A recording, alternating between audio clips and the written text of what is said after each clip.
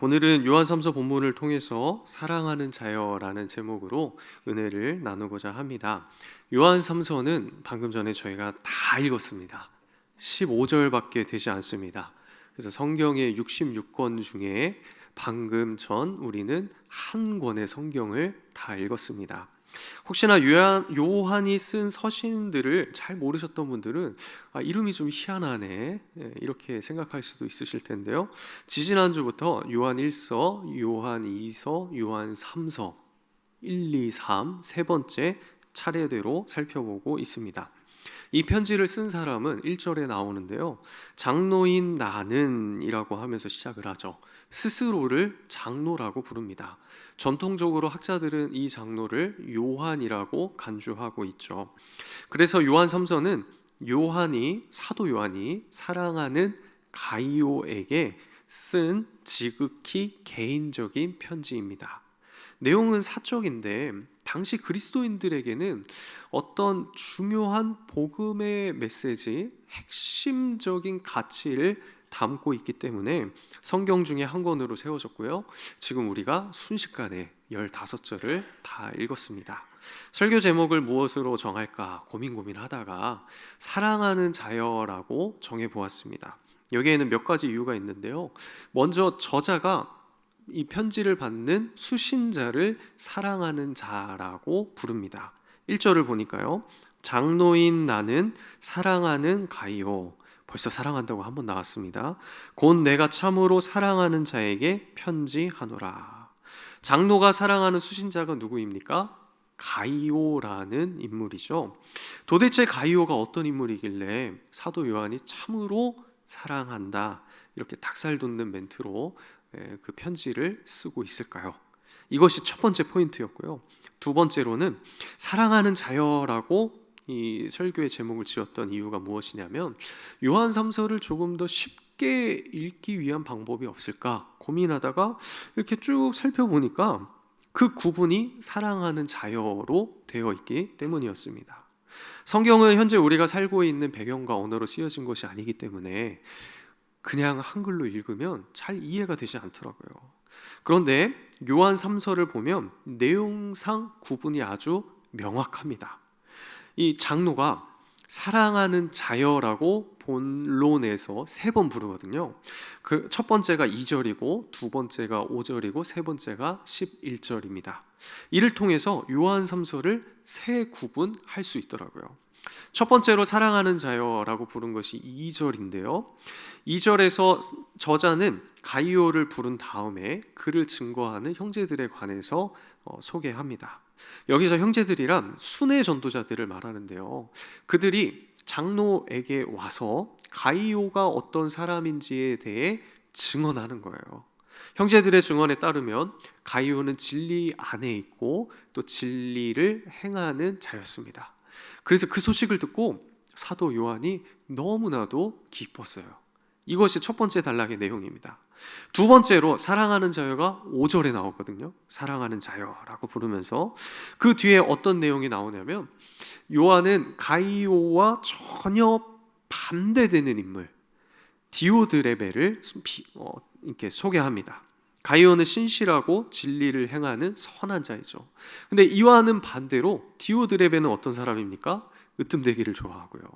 자기가 최고라고 여기는 거죠. 또 복음 전하는 자들을 맞아들이지 않았고 악한 말로 비방하는 자였습니다. 완전히 반대되는 사람을 이야기하고 있는 거예요. 세 번째로 사랑하는 자여는 11절에 나오죠. 그래서 11절과 12절의 내용은 또 다른 인물을 소개합니다. 데메드리오라는 인물인데요. 요한은 가이오에게 악한 것 본받지 말고 선한 것을 본받으라 이렇게 이야기하면서 데메드리오라는 사람이 있는데 이 사람이 참 선하다 이렇게 이야기를 하는 것이죠. 그런데 데메드리오가 어떤 인물인지 또 서신에 나오는 인물들과 어떤 관계에 있는지 우리는 알 수가 없습니다. 하지만 요한 3서를 이렇게 쭉 한 번에 읽어보면 데메드리오와 가이오가 참 선한 사람이고 또 디오드레베는 악한 사람임을 우리가 대조하고 있음을 알 수가 있습니다. 그리고 요한은 편지를 마무리하면서 가이오에게 참 보고 싶다. 그리고 그 교회를 방문할 것이다 라고 알려주었습니다. 이것이 요한 3서의 내용입니다. 참 간단하죠. 사랑하는 자여라고 시작하는 이 단어로 시작하는 세 단락을 구분하고 인물별로 이야기를 나누어 보니까 내용이 조금 더 명확하게 들어옵니다. 가이오와 데메드리오는 요한의 사랑하는 자입니다. 반대로 디오드레베와 같은 인물은 본받지 말아야 할 악한 자입니다. 그렇다면 우리는 어떻게 해야 이 사랑하는 자와 같이 될 수 있을까요? 사도 요한이 말하는 사랑하는 자의 특징은 어떤 것들이 있을까요? 간단히 살펴보고 우리도 그렇게 되기를 소망하며 기도하는 시간을 갖고자 합니다. 가이오와 데메드리오의 특징, 요한이 사랑하는 자여라고 불렀던 그 사람들의 특징은 무엇이었냐면 진리의 증거를 받은 자였습니다. 진리의 증거를 받은 자. 3절을 보니까요, 형제들이 와서 내게 있는 진리를 증언하되 내가 진리 안에서 행한다 하니 내가 심히 기뻐하노라. 순회 전도자들이 요한에게 와서 가이오에 관해 증언합니다. 그런데 무엇을 증언하냐면 내게 있는 진리, 가이오 안에는 진리가 있었습니다. 그것을 순회 전도자들이 본 거예요. 그리고 가이오가 진리 안에서 행한다고 증언을 했던 것이죠. 또 이번에는 요한 3서 12절에 보면 데메드리오에 관해서 말씀하는데요, 데메드리오는 뭇 사람에게도 진리에게서도 증거를 받았으며 우리도 증언하노니 너는 우리의 증언이 참된 줄을 아느니라. 데메드리오라는 사람이 있는데 가이오와 마찬가지로 어떤 증거를 받았습니까? 진리의 증거를 받았어요. 가이오와 데메드리오는 진리의 증거를 받은 자였습니다. 이 이름이 우리나라 철수영이 이런 거면 귀에 확 들어올 텐데, 가이오, 데메드리오 이렇게 하니까 귀에 잘 안 들어오시죠? 그래도 할 수 없습니다. 성경에 나온 대로 이렇게 말씀을 드리니까 한번 잘 따라와 보십시오. 그래서 이렇게 보니까 지금 눈이 다 허공을 이렇게 보시면서 저 사람이 저 사람 같고 이 사람이 저 사람 같고 막 이렇게 헤매시는 분들이 몇 분 보이셔서 잠깐 말씀을 드렸습니다. 자, 다시 돌아와서 가이오와 데메드리오는 진리의 증거를 받은 자입니다. 요한 서신에서 이 진리라는 단어는 굉장히 중요한 단어거든요. 진리는 그 사도 요한에게 있어서 거의 그리스도인의 정체성과도 같은 그런 단어입니다. 우리 속에 진리가 있지 아니하면 뭐 하는 자가 될까요? 거짓말하는 자가 되죠. 진리 안에 있고 진리를 행하는 자가 하나님의 자녀입니다. 이 요한 1서, 요한 2서 우리가 계속해서 보는 것이죠. 진리라는 것은 하나님 자녀로서 이 땅에서의 삶의 방식이자 삶의 표현입니다. 이것이 요한서신에서 말하는 진리의 커다란 의미고요. 오늘은 우리가 요한 3서를 읽었으니까 요한 3서 안에서 진리가 무엇인지를 살펴봐야겠죠. 진리라는 단어가 총 5번 나옵니다. 그리고 요한 3서에서 진리를 행한다라는 것은 한 단어로 말할 수 있는데요, 그것이 무엇이냐면 바로 환대입니다. 환하게 그 사람을 마주해주고 챙겨주고 그 사람의 필요를 채워주는 것이죠. 환대하니까 뭔가 감이 잘 안 잡힐 수 있는데요, 현재 한국 문화권에서 사는 우리가 1세기 나그네들을 환대하는 개념을 이해하기는 참 쉽지 않습니다. 그런데 요한 3서가 쓰여질 당시뿐만 아니라 유대인들에게는 나그네들을 환대하는 것이 어떤 종교적인 굉장히 중요한 그러한 가치를 가지고 있더라고요. 우리나라에서 지금 순회 전도자들이 그렇게 많이 활동하지는 않는 것 같아요. 여러 가지 이유가 있을 텐데요, 만약에 우리나라도 초기 기독교 전파하는 그런 시기라면 여러 순회 전도자가 복음을 전하기 위해서 이곳저곳 다녔을 것입니다. 100년이 더 지난 그 이전의 시기에 우리나라도 순회 전도자들이 참 많았죠. 그런데 지금 시기는 우리나라에는 이미 복음이 널리 전파가 되어 있고요, 무엇보다 각 지역마다 교회가 세워져 있습니다. 그 교회가 그 지역을 책임지는 거예요. 해운대 지역은 어느 교회가 그 지역의 복음 전파를 담당할까요? 네, 자신 있게 말씀하셔도 됩니다. 해운대 제일교회가 해운대 지역을 책임지는 거예요. 각 지역의 교회들이 이미 다 있습니다. 그래서 간혹 어떤 부흥사를 초청은 할 수 있는데 일반적으로 순회 전도자들이 여기저기 다니지는 않고 있어요. 그런데 요한서신 당시 상황은 현재와 많이 다릅니다. 이제 막 시작된 예수 그리스도의 복음을 이곳저곳으로 막 옮겨야 하는 거예요. 복음을 전파해야 하는 것이죠. 오늘날과 같이 인터넷이 발달한 것도 아니고 교회가 여기저기 세워져 있던 것도 아니었습니다. 그래서 사람이 직접 복음을 들고 그곳으로 가야 하는 거예요. 당시 교회는 지금과 같이 우리는 예배당을 이렇게 이전 건축을 하고 있는데 당시에는 어떤 건물을 가지고 있는 것이 아니라 각 가정에서 모였습니다. 여러 이유들이 있었죠. 복음 전도자가 각 가정을 돌면서 성도들을 격려하는 거예요. 그리고 복음을 전하고 또 한 가정을 개척하고 또 그것에 한 명, 두 명 모이기 시작하고 또 때로는 비밀리에 모여서 목숨을 또 연장하기도 했습니다. 그래서 이들은 복음 전도자들은 자신의 신분을 증명하고 또 그곳에 가서 환대를 받기 위해서 추천서를 가지고 다녔어요. 9절에 보면 이렇게 나오죠. 내가 두어 자를, 여기서 내가는 요한입니다. 요한이 두어 자를 교회에 썼으나, 사도 요한이 추천서를 써서 순회 전도자를 보냈습니다. 그런데 디오드레베가 어떻게 합니까? 그들을 환대하지 않은 거예요. 거부한 것이죠. 심지어 그들을 비방하고 교회에서 맞아들이고자 했던 사람들까지도 추방시켰습니다. 내쫓은 것이죠. 완전히 나쁜 사람인 거예요. 반대로 가이오와 데메드리오는 어떻게 했을까요? 복음을 전하는 자들을, 그 나그네들을 따뜻하게 환대하였고요. 그 환대를 받은 자들이 요한에게 가서 그 진리 안에서 행했던 모습들을 증언한 것이죠. 이를 듣고 요한이 크게 기뻐했던 것입니다. 자, 이제 말씀을 한번 정리해 보겠습니다. 요한이 가이오에게 편지를 쓴 것이 요한 3서인데요. 가이오에게 사랑하는 자여라고 부르면서 기뻐했던 이유가 무엇이었습니까? 가이오가 그 속에 진리가 있고 진리 안에서 행했기 때문입니다. 또한 데메드리오라는 인물도 그렇게 진리를 행하고 있었습니다.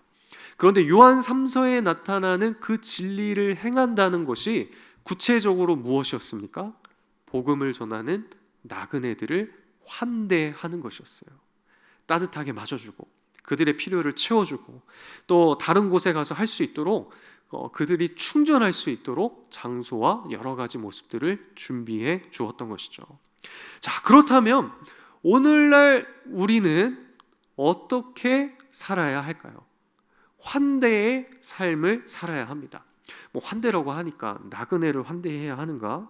아니면 떠돌아다니는 사람들을 우리가 가서 막 찾아와가지고 그들에게 우리 집 중에 한 칸을 에어비앤비 하듯이 막 그들에게 제공을 하고 거처를 제공하고 재정적인 후원을 해야 하는가? 이런 것만을 환대라고 이야기할까요? 1세기 초대교회라면 이것은 정말 중요한 사역이었습니다. 왜냐하면 그렇게 해야만 복음 전파가 이루어지기 때문이죠. 그러니까 복음 순회 전도자들을 환대하고 맞이하고 그들을 케어했던 것은 일종의 복음 전파의 중요한 징검다리 역할을 했습니다. 그래서 요한이 서신까지 써가면서 그리고 초대교회가 이것을 성경이라고 아주 중요한 그 하나님의 말씀이라고 가치라고 여기면서 우리에게까지 전해주고 있는 것이죠. 그런데 우리는 1세기가 아니라 21세기 대한민국에 살고 있잖아요. 현재 우리에게 환대라는 의미는 무엇일까요? 여러 가지로 말씀드릴 수는 있겠지만 저는 오늘 본문에서 디오드레베에 관한 말씀에서 이 환대의 의미를 찾아보았습니다. 9절입니다. 내가 두어 자를 교회에 썼으나 그들 중에 으뜸되기를 좋아하는 디오드레베가 우리를 맞아들이지 아니하니. 디오드레베는 자신이 무엇 되기를 원했습니까? 으뜸되기를 원한 거예요. 내가 최고다. 다시 말해서 환대하지 않는 사람의 특징은 무엇이냐면 자기 중심적인 사람입니다.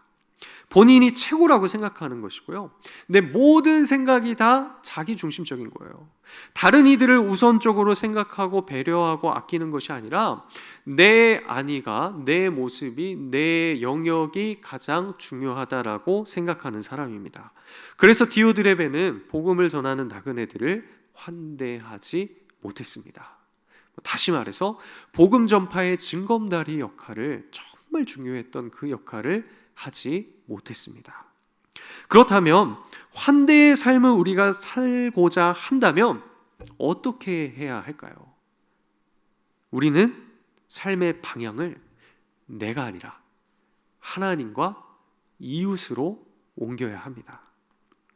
우리의 삶의 방향을 내 속으로 아니면 내 영역으로 생각하는 것이 아니고 내 생각과 행동과 모든 방향을 하나님과 이웃으로 바꾸어야 합니다. 성경이 말하는 하나님 백성의 삶을 요약하면 두 가지입니다. 첫 번째는 하나님 사랑이고 이 두 번째는 이웃 사랑이죠. 방향이 어떻습니까? 위에 계신 하나님께 향하고 옆에 있는 이웃들을 향하는 것입니다. 나를 위해서 내 속으로 향하는 방향을 말씀하지 않으셨어요. 그리스도인의 삶의 방향은 두 가지뿐입니다. 그리고 이 두 방향대로만 사셨던 분이 바로 예수 그리스도시죠. 예수님께서 성육신하셔서 이 땅에 종의 형체로 내려온 것, 그것 자체만으로도 하나님의 뜻을 이루신 것이고 이웃을 사랑하신 것입니다. 예수님은 하나님의 뜻대로 자신의 모든 것을 버리셨고요, 연약한 인간을 사랑하셔서 우리의 인간이 되셨습니다. 예수님의 사역 역시 마찬가지죠. 자신의 인기와 안위를 먼저 생각하신 것이 아니고요, 사람들이 이해하지 못하는 죄인들과 함께 하셨어요. 객과 고아와 과부들을 먼저 챙기셨습니다. 내가 아니라 하나님의 뜻과 이웃을 먼저 생각하셨습니다. 그리고 사랑하시고요, 그들을 환대하셨죠. 예수님의 십자가 또한 마찬가지입니다. 사람들은 예수님을 정치적 메시아로, 자신들에게 뭔가 한 자리를 해줄 수 있는 권력가로 보았습니다. 심지어 예수님의 제자들도 이렇게 생각을 했거든요. 그런데 예수님은 자신의 권력, 야망, 지위, 능력이 아니라 하나님의 뜻, 백성들의 구원만을 생각하시고 바라보시고 그 길을 걸어가셨습니다. 그렇게 우리는 예수님의 진정한 환대를 받았습니다. 우리를 환대해 주실 것이라고 상상도 할 수 없는 존재이신 예수님께, 그리고 환대받을 수 없는 우리가 진정한 환대를 예수님께 받은 것이죠. 사랑하는 성도 여러분, 우리의 삶의 방식은 환대입니다. 우리가 환대해야 할 이유가 무엇입니까? 예수님께서 우리를 환대하셨기 때문입니다. 사도 요한 당시 사람들은 그 환대를 복음을 전하는 나그네들을 대접하면서 이루었었습니다. 그때는 그것이 그들의 삶의 전부였어요. 그들이 환대할 수 있는 가장 중요한 사람들이 바로 복음을 전하는 나그네들이었습니다. 나의 상황, 내 형편을 계산한다면 그들은 환대할 수 없었을 것입니다. 왜냐하면 자칫 잘못하면 삶의 터전이 없어지고 목숨까지도 위험해질 수 있기 때문이었죠. 그런데 가이오와 데메드리오 그리고 성도들은 복음 전파를 위해서 자신들의 집을 기꺼이 내어놓았고요, 봉사하였고 물질과 헌신을 하였습니다. 삶의 방향이 내 속으로, 내 계산이 아니라 밖을 향하였고 복음 전파를 위하였고 또 진리 안에 거하고 진리를 행하였습니다. 우리의 삶은 어떻습니까? 하나님께 기도하면서 오늘 기도하러 나오셨는데요, 우리의 모습을 한번 천천히 돌아봤으면 좋겠습니다. 지금 나는 누구에게 투자를 하고 있습니까? 나의 마음은 누구에게 기울이고 있습니까? 내게 이득이 되는 것, 나에게 어떤 것을 채워주는 것, 그것에 내 마음에 집중하고 있습니까? 아니면 하나님 나라 확장을 위해서 정말 주님 앞에 내 삶을 헌신하겠습니다 고백해놓고 지금 다른 곳에 마음을 두고 있지는 않으십니까? 나는 지금 누구에게 내 시간과 물질을 사용하고 있습니까? 나는 무엇을 가장 우선적으로 생각하고 있습니까? 사실 아무리 훈련을 받고 양육을 받고 내 자신을 복종시킨다고 뭐 리스트도 좀 만들어 보고 기도 열심히 하고 해도 수십 년 해도 내 모습 변하기가 참 쉽지가 않습니다. 우리가 인생으로 그것을 경험해 보지 않았습니까? 또다시 넘어질 수밖에 없는 것이 우리의 모습입니다. 참 연약합니다. 그런데 우리의 방향이 내가 아니라 하나님을 바라보고 우리 이웃들을 사랑하며 다른 이들을 위해 복음 전파를 위해서 살아가다 보면 어느 순간 나도 모르게 성숙해진 내 모습을 볼 수가 있는 것이죠. 내가 나를 훈련시키고 나를 더 많이 성숙하게 만들려고 한다 할지라도 그것은 한계가 있습니다. 그런데 하나님께서 성경을 통해서 우리에게 가르쳐 주신 하나님과 이웃을 향한 방향으로 우리의 삶을 살다 보면 하나님께서 우리를 훈련시키시고요, 우리도 모르게 하나님 뜻대로 살아가는 선한 영향력을 끼치는 그러한 모습을 발견하게 될 것입니다. 바라기는 기도하러 나온 우리 모두가 하나님 앞에서 진리대로 살아가는 사랑하는 자여라는 소리를 들으실 수 있는 성도들이 되시기를 예수님의 이름으로 축복합니다.